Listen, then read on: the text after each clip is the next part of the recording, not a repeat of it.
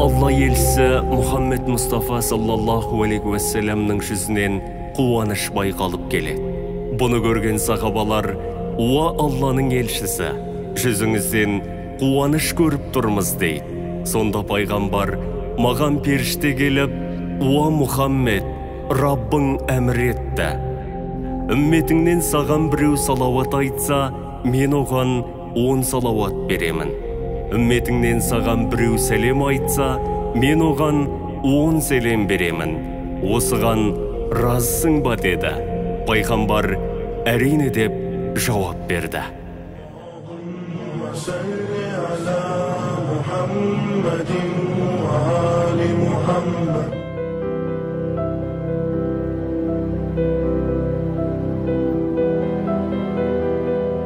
Менің атым Фатима. Әкем ардақты пайғамбарымыз Мұхаммед саллаллаху алейхи уассаламның сүйікті қызы Фатиманың құрметіне қойған. Ал бұл менің ағам Дін Мұхаммед. Ол Құран оқығанды өте қатты жақсы көреді. Бүкіл Құран сүрелерін жатқа біліп, қария атағына да қол жеткізген. Анам болса бізге тәтті тағамдар пісіріп, ұйықтар алдында ертегілердің орнына Алла елшісінің балалық шағын айтып бергенді ұнатады.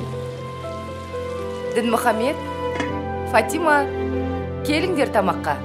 Мен әкем мен анамның еш ренжіскенін көрген емеспін. Өйткені олар пайғамбарымыз мейірімді болуды үйреткен дейді. Сол үшін мен сені қатты жақсы көремін, ардақты пайғамбарым. О Расулалла, сенің көздерің нұрға толған, жүзің күн сияқты жарқырап, құшағың аспан сияқты кең болған деп ойлаймын. Осындай көркем мінезді мінсіз күлкіні қалайша сағынбаймыз, я Расулалла. Мен сені ешқашан көрмесем де қатты жақсы көремін, ардақты пайғамбарым.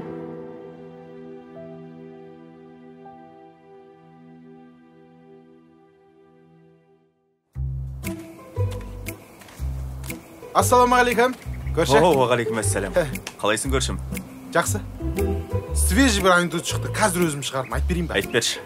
Бір қоян жүгіріп келе жатып, шұңқырдан секіріп өтіп, анекдоттың бытшын шығарды.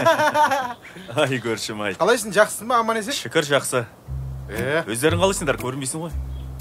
Көрінбейтін көйлек киіп ағам ғой. Баяғы әзіл ғой, баяғы. Көрші? Ау. Үйіңізге соңғы кездері банк қызметкерлер жиі келгіштеп жүр ма, қалай? Ей, сол қорғыр кредит қой. Уайымдама, құрғыр бітеді ғой. Көрші, сен бар ғой, болашақта бар ғой. Байып кететін сияқтысың. Мен жүрегім солай сезіп тұр. Жүрегім айтпайды айтады. Ай көршім, ай. Байып кет, қолдан қолға тимей, қол босамай, джиптен джип, машинадан машина ауыстырып, дәу коттеджде тұрып. Аузыламай. Бірақ ол арман ғой. Арман деп жүре беруге болмайды да. Сол арманды мақсатқа айналдыра білу керек та. Көрші, кейін миллиардер болып байып кетсең. Жаман машинаңды маған беретін жерсің, Ай көршім, ай көршім. Қалаға ма? Иә, соңға бару керек еді. Жайша ма? Кезек күтіп тұруға бару керек еді. Жүр онда. Свежий анекдот шықты, айтып берем. Жарайды, жүр.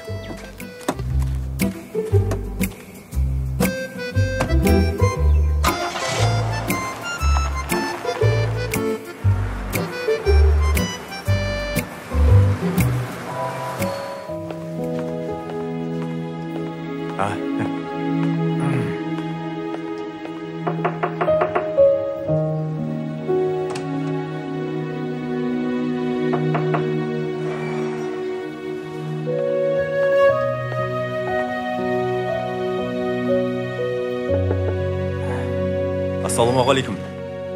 Ақтілек Қозыбайұлы. Сен кімсің? Мұнда қалай кірдің? Менің есімім Жансейіт. Қабылдау бөлмесінде ешкім жоқ екен. Содан кіргенім ғой. Кешіресіз.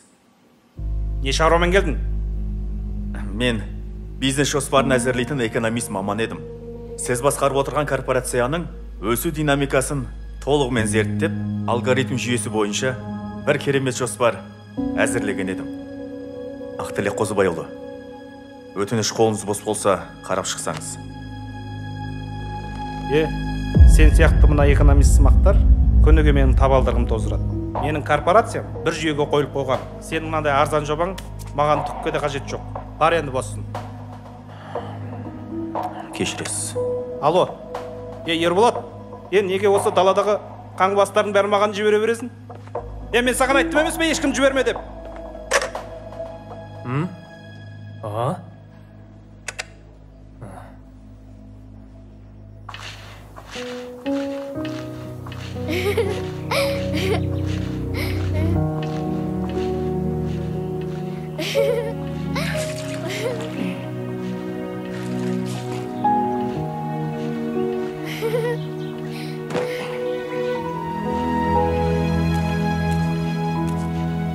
Аға, мен ұстаңыз, құлап кетпейін.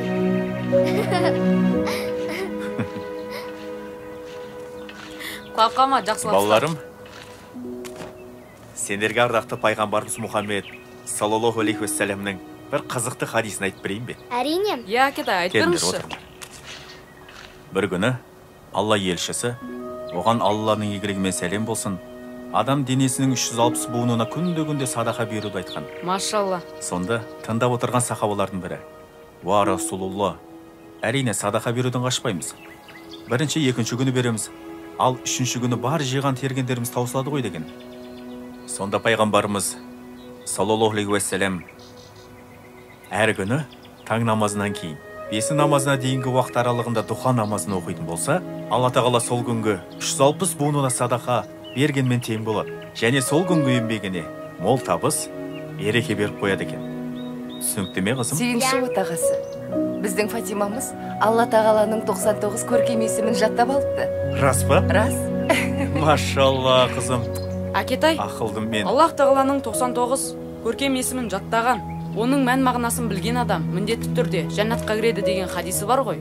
Әрине ұлым. Онда әкешім, анашым тыңдаңыздар. Аллах, әлемдердің жаратушысы және иесі. Ар-Рахман, аса рахымды және мейірімді. Ар-Рахим, мейірбан және аса мейірімді. Айттым ғой енді бәрін төрлаңдар деп. Қызықсыңдар сендер. Жарайды, кейін хабарласам, бәрін дайындай беріңдер. Тыныштық па жігіттер? Бұл енді менікі болады, бауырым. Сендер 2 сағат уақыт тез жиналып ұзатыңдар. Тәліпбек Наққанұлы, сабыр етіңіз. Бұл кісілердің оңай емес қой. Сіздердің банк алдында 9 миллион теңгедей қарыздарыңыз бар екен.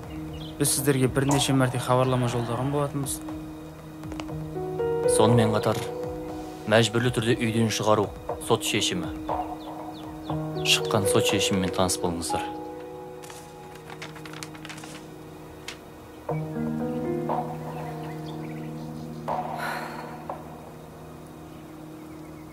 Бір апта уақыт беріңізші. Қайдағы бір аптаны айтып тұрсың? Тез босатыңдар. Жарайды. Ең ұрғанда ертең кейін уақыт берейік. Жарайды, жақсы. Бірақ ертең мына жерді жермен жексен қылам. Босататын болыңдар. Мынаның үстің қабатына букмекерский қылсам, астың қабаты сауна болады. Ар жағын көре жатармыз. Жарайды. Ертең босатып қоятын болыңдар. Алло. Қазір ғана сатып алған объекттен шығып келедім. Жетіп қалам, кейін айтам. Жарайды.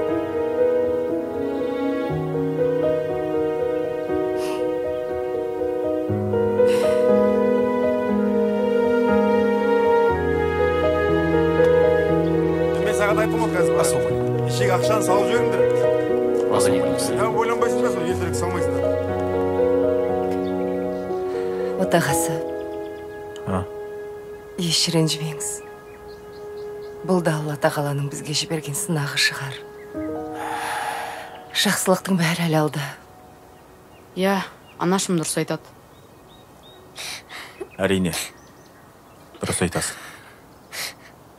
Қызым, сен неге жылап отырсың?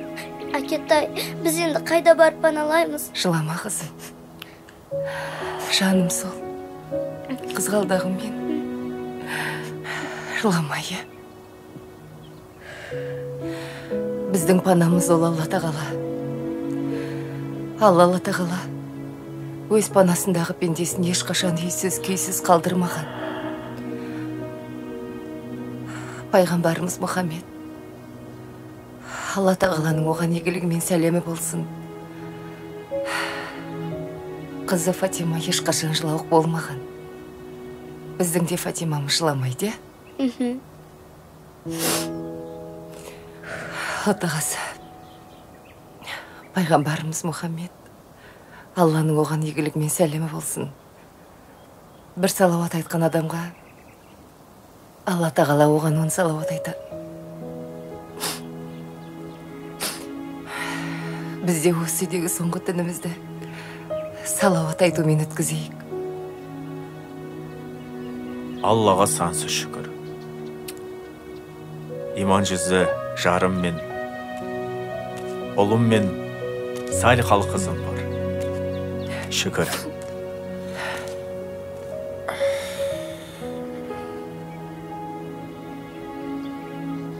Көрші, іштеңін уайымдай берме.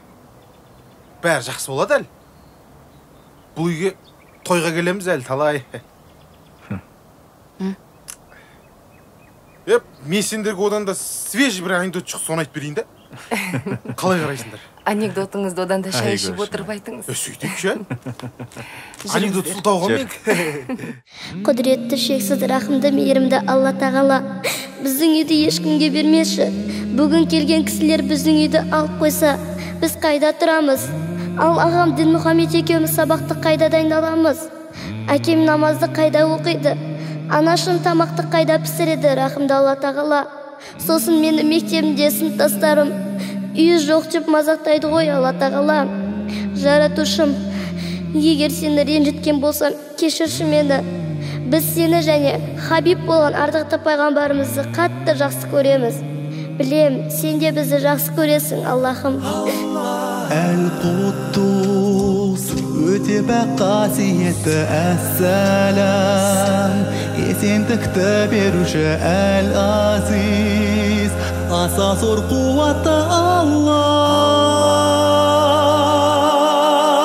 Я Аллах, сөнбейтін иман берші, я Аллах, бізге үміт сыйлай көрші, я Аллах, жүректер тыныштық тапсын. Я Аллах, мейрәмді кешірімдісің, я Аллах, күнәм көп кеші көруші, я Аллах, қабірдің азабынан, тозағыңның отынан сақтай көр.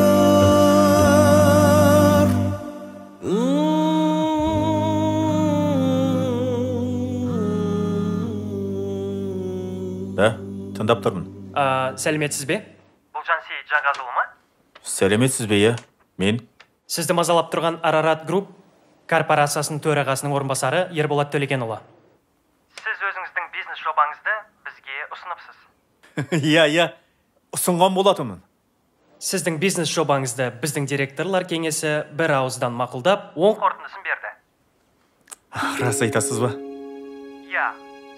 Тез арада біздің кеңсемізге келіп кетсеңіз. Міндетті түрде барам. Иә, міндетті түрде барам. Жақсы.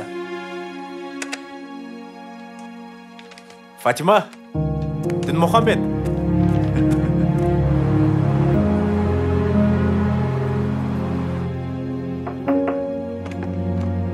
Ассаламағалейкум. Ақтілек Қозыбайұлы. Уалейкум ассалам. Келіңіз, төрлетіңіз. Рахмет. Сізді көргеніме өте қуаныштымын. Рахмет. Сізге өткенде дөрекі өзгеріскеніме кешірім сұраймын. О, не дегеніңіз? Оқаш жоқ. Мен оны ұмытып та кеттім. Ай, машалла. Келіңіз, төрлетіңіз. Рахмет. Бисмилля. Кешірім өтінем. Мені мазалап жүрген бір сұрақ қойсам бола ма? Әрине қойыңыз. Тыңдап тұрмын сізді. Өткен жолы сіз осы жобаны ұсынып кеткеннен кейін 3 күн қатарынан мен түсімде ардақты пайғамбарымыз Мұхаммед Мұстафа саллаллаху алейхи уассаламды көрдім. Машалла, саллаллаху алейхи уассалам. Алғашқы күндері мен де түсінбедім. Тек 3-ші күні Алла елшісі осы жобада береке бар екенін айтты. Мен бұл ғажайып сырды түсінгім келеді. Оның ешқандай сыры жоқ. Мен ардақты пайғамбарымыз Мұхаммед Мұстафа саллаллаху алейхи уассаламды өте қатты жақсы көремін. Алла елшісіне күнде салауат айтам. Алла тағала ардақты пайғамбарға бір салауат айтқан пендесіне 10 салауат қайтарады деген. Бар болған сол. Алланың құдіретінде шек жоқ. Мына сіздің ұсынған жобаңыздың негізінде корпорация мол табысқа қол жеткізді. Сонда менің жобамның есебі туры болған ғой. Әрине, корпорация атынан сізге алғыс ретінде сіздің атыңыздан банктен жеке есеп шот ашып, мына қаржыны сыйақы ретінде салып қойдық. Кешіресіз, менің түсінбей тұрғаным. Бұл сіздің адал жолмен тапқан еңбек ақыңыз, қысылмай алыңыз. Және де мына бір келісім шарт бар. Бұл не келісім шарт?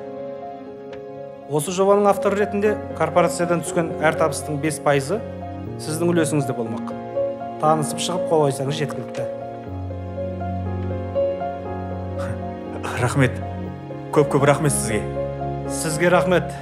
Ардақты пайғамбарымызға деген махаббатымды оятқаныңызға. Алланың нұры жаусын. Рахмет.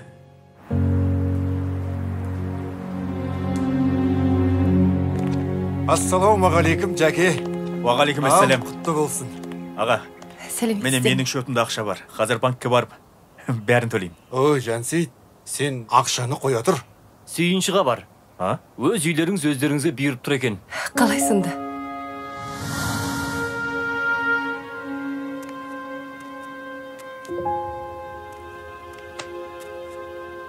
Құлыным ау, шайын іштің бе? Қарның аш емес пе? Далаға шығып ойнап келесің бе?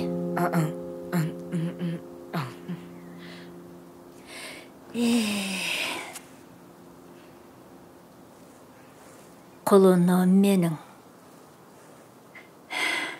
Енді сол бір кесапат жол апаты болмағанда сен де басқа балалар сияқты далада ойнап күліп жүрер едің. Анам да марқұм арамызда болар еді ғой.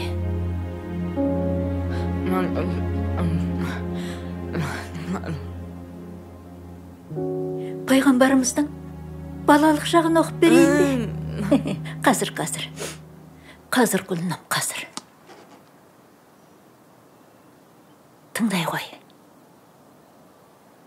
Мұхаммед Мұстафа саллаллаху алейхи уассалам 124 мың жамиғи пайғамбарлардың ішіндегі Алла тағаланың хабиб болған бүкіл адамзат баласы мен жындарға пайғамбар ретінде жіберген соңғы және ең үстем пайғамбар. Сүйікті құлы, ең көркемі және ең қадірлісі. Ол әлемдерге рақымдылық ретінде жіберілген. Барлық нәрсе оның құрметіне жаратылған.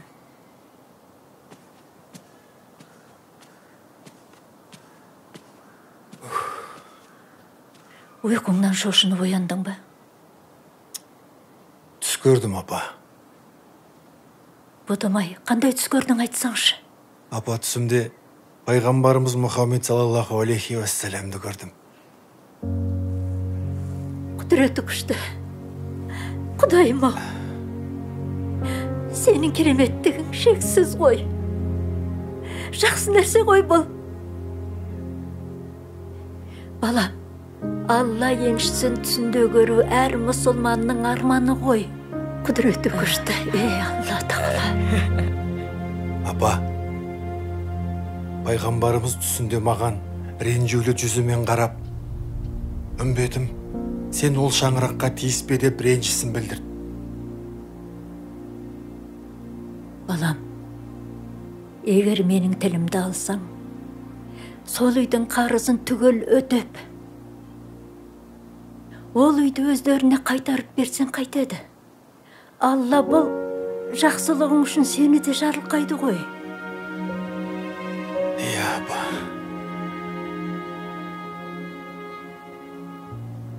Не болды? Не болды? Не болды, балам? Апа. Не дедің? Әке. Қайталап айтшы, құлыным. Айта қой.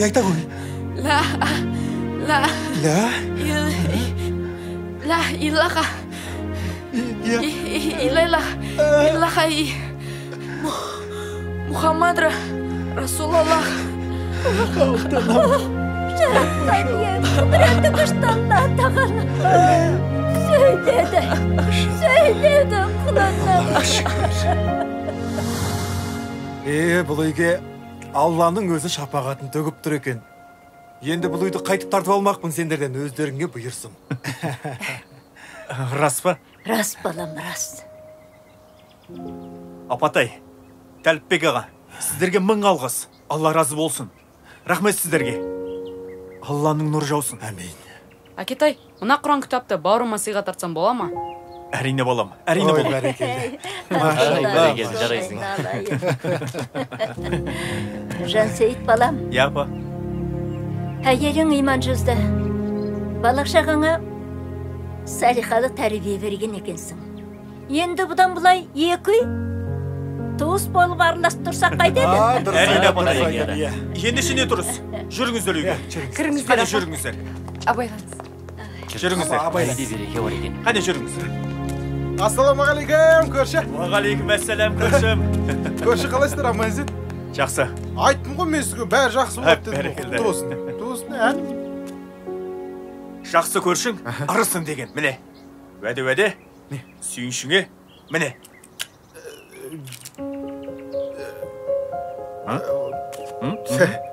Әзілдеп тұрсың ғой, Жоқ әзіл емес.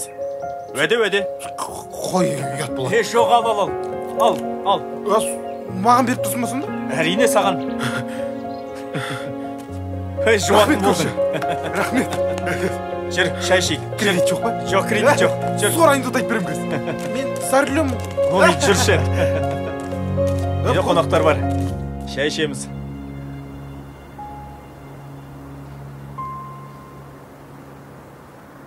Ассаламуалейкум рахматулла. Ассаламуалейкум рахматулла. Әмин Аллаху Акбар. Жаратушым, елімізді аман қыла көр, я Аллахым. Күллі мұсылмандардың оқыған намаздары мен тілеген дұға тілектерін, я Аллахым, қабыл еті көр. 18 мың қаламды жаратушы, я Раббым Аллахым. Құдіреті шексіз. Бір Алла.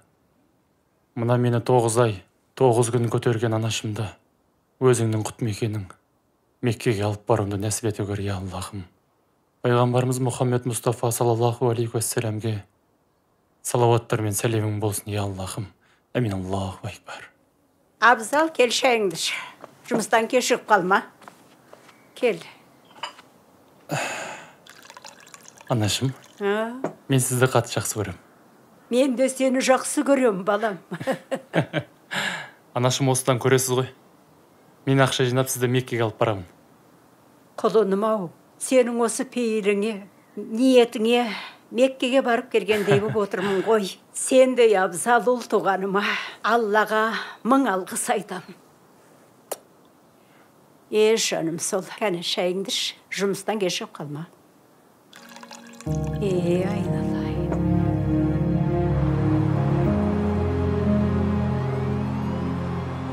Соңғы 6 айдың қорытындысы бойынша біздің фирмамыз едәуір алға жылжып, табысымыз 86%-ға ұлғайды.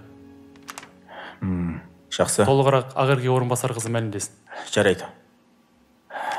Расында да өткен жылдың 6 айымен салыстырғанда фирмамыздың табыс көзі 86%-ды құрады. Сонымен қатар салықтық төлемдерді де дер кезінде өз уақытысымен төледік. Аппарат қызметкерлері мен завод жұмысшыларының айлық жалақылары және сыйақыларын кешіктірмей төлеп тұрдық. Және мекемеміздің ішкі, сыртқы қарыздары жоқ. Рахмет. Керемет. Рахмет. Ақерке орынбасар қызы. Абзал Сырымұлымен тез арада комиссия құрып, осы түскен табыстың 50%-ын қайырымдылыққа жұмсайық. Құрметті әріптестер, осы жеткен жетістігіміз бірінші Алланың шексіз мейірімділігінің арқасы деп білем, және де сіздердің аянбай еңбек еткендеріңіздің арқасы. Мынау менің орынбасарым Абзал Сырымұлы өз жұмысын жоғарғы деңгейде атқарған үшін марапаттап қоюға рұқсат етіңіздер.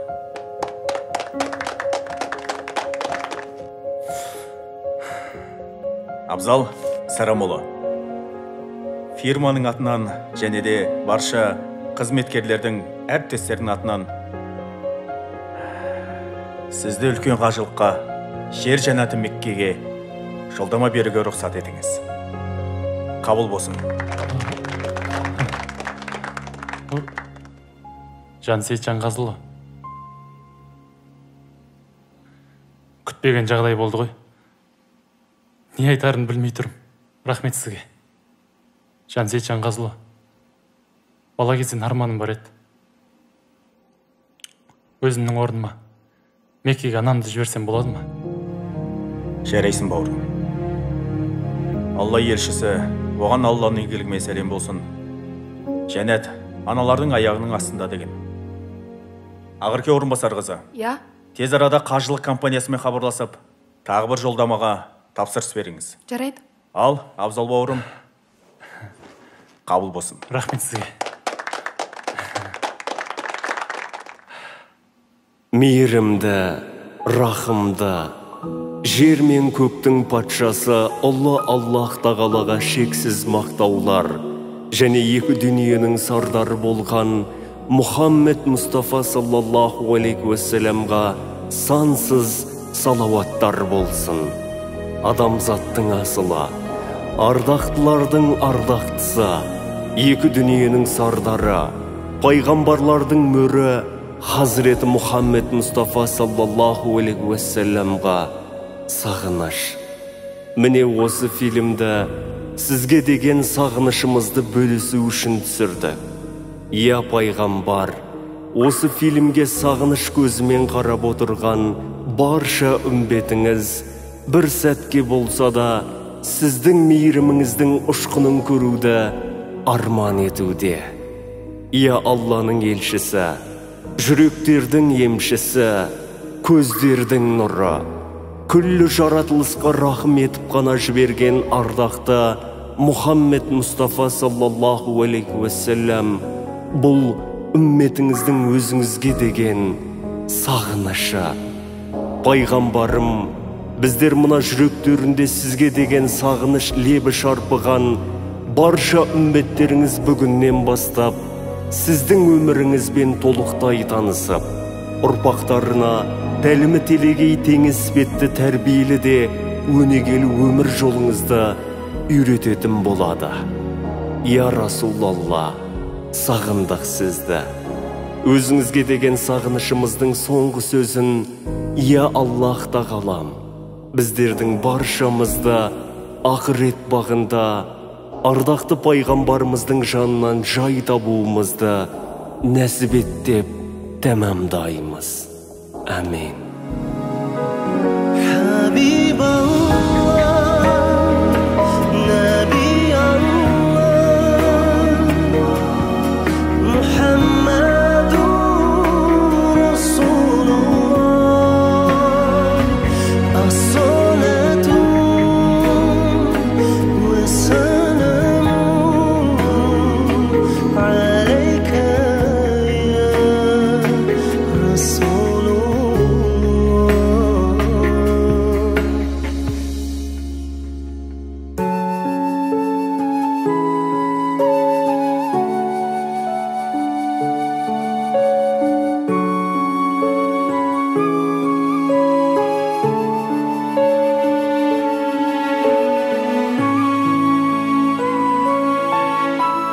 Thank you.